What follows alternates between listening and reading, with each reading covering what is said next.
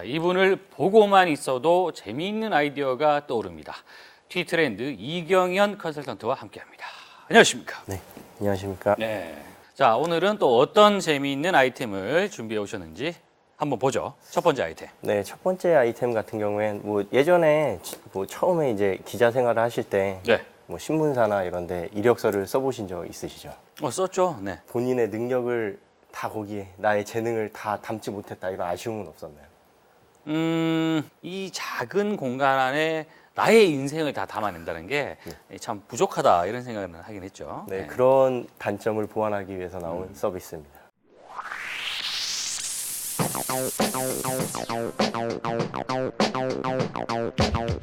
네, 뒤에 스모라는 게요. 네.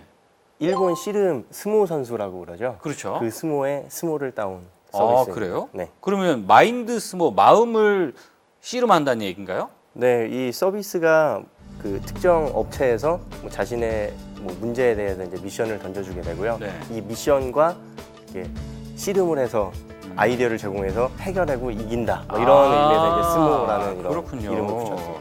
그 하필이면 또 스모라고 했대요. 마인드 씨름도 있을 씨름 텐데요. 이렇게 네, 하면 되는데. 맞습니다. 예. 자, 어떤 내용이죠? 대학생들이 이제 웹사이트에 접속을 해서요.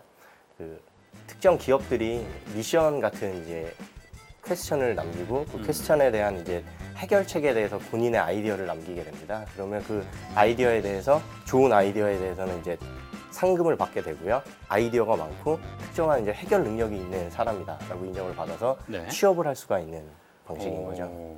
어떻게 보여준다는 겁니까? 페이스북 같은 경우에는 뭐 소셜 그래프 검색을 어떻게 더 활발하게 이용을 할 수 있겠냐. 기저귀 같은 제품을 만든 회사에서는 어떻게 부모들이 아기가 이제 기저귀를 갈 타이밍이 언제인지 어떻게 효율적으로 알 수가 있겠느냐. 이러한 이제 창의적인 질문을 하게 되고요. 여기에 이제 참여를 해서 이제 아이디어를 제공하게 됩니다. 그러면 이제 사람이 필요한 회사가 직접 자신들의 사이트에 이걸 하면 되잖아요. 네. 굳이 뭐 이걸 이용해야 되는 이유가 있나요? 지금 이 사이트 같은 경우에는 이제 미국의 이제 유수 대학 학생들이 네. 굉장히 많이 참여를 하고 있어서 채용 그런 채널로서 굉장히 메리트가 있다고 생각을 해서 많은 400개가 넘는 미국의 뭐 마이크로소프트라든가 IBM 이런 큰 기업들도 참여를 하고 있는 거예요. 실제로 뭐 스포티파이나 페이스북에 실제로 채용된 사례도 굉장히 많다고 알려져 있고요. 자, 이 기업 입장에서는요, 이렇게 인재를 채용한다라는 거 말고 또 어떤 장점이 있을까요? 아이디어를 받아서 이 아이디어에 대한 이제 그 저작권이나 뭐 이런 권리가 회사에게 가게 돼 있습니다. 그 학생에게 가는 게 아니고 상금을 획득을 하지만 이 아이디어에 대한 소유는 회사가 가질 수 있기 때문에 많은 아이디어를 얻을 수 있다는 그런 장점도 있습니다. 회사 입장에서는 장점인데 네. 이 참여하는 입장에서는 그냥 나의 아이디어를 그냥 이렇게 넘기는 거잖아요. 해석을 그렇게 해서 하면 그럴 채용이 수도 되면 있는데, 좋은데 네. 채용은 안 되고 아이디어만 넘어간다는. 네, 그 상금을 받을 수 있는 그런 요소도 상금 있기 아까 때문에 뭐 얼마라고 하셨죠? 50달러에서 150달러 50달러 해봐야 그 뭐 한 5, 6만 원 되는데 그 굉장히 나쁜 서비스인데 생각해 보니까. 자, 농담이고요. 이력서, 단순히 이력서, 이 천편일률적인 내용으로만 사람을 뽑았던 방식과는 약간 좀 다른 측면이 있다는 부분에서 한번 좀 생각해 볼 문제이긴 하네요. 네. 그렇습니다. 알겠습니다. 자, 두 번째 아이템은 어떤 겁니까? 네, 두 번째 서비스 같은 경우에는 택시 기사들이 쓸 수 있는 네, 그런 호출 서비스입니다.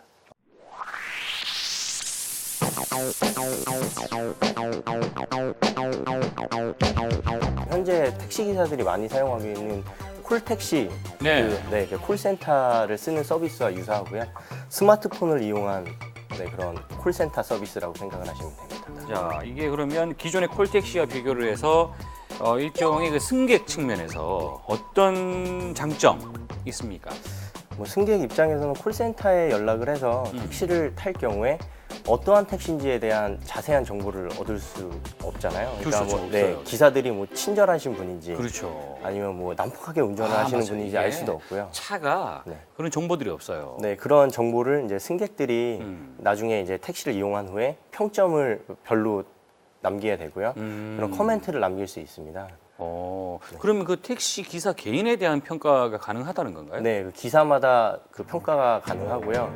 그런 평가가 누적이 돼서 그 기사의 그 그 택시의 브랜드가 되는 거죠. 그 그런 차에 대한 브랜드가 되고 굉장히 인기 있는 차가 생길 수도 있고 차별화 포인트를 가져갈 수도 있는.